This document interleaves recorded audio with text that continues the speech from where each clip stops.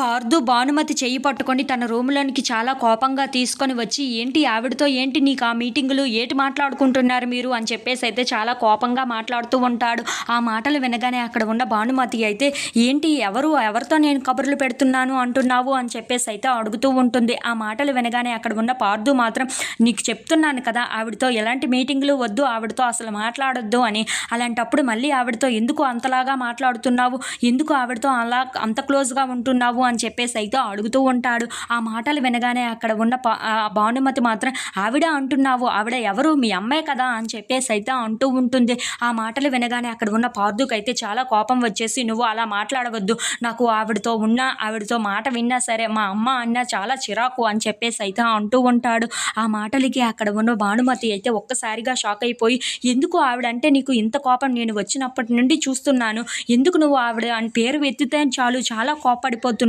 అసలు ఏంటి ఆ విషయం?" అని చెప్పేసి అయితే అడుగుతూ ఉంటుంది. ఆ మాటలు వినగానే అక్కడ ఉన్న పార్దు మాత్రం, "ఇవన్నీ నీకు అనవసరం బస్సమ్మాయి. నువ్వు అన్ని విషయాల్లో జోక్యం చేసుకోవటం చాలా మంచిది కాదు. నువ్వు నీ హద్దుల్లో ఉంటే చాలా బావుంటుంది" అని చెప్పేసి అయితే అంటూ ఉంటాడు. ఆ మాటలు వినగానే అక్కడ ఉన్న భాను మాత్రం, "ఏంటి? ఏం మాట్లాడుతున్నావు నువ్వు?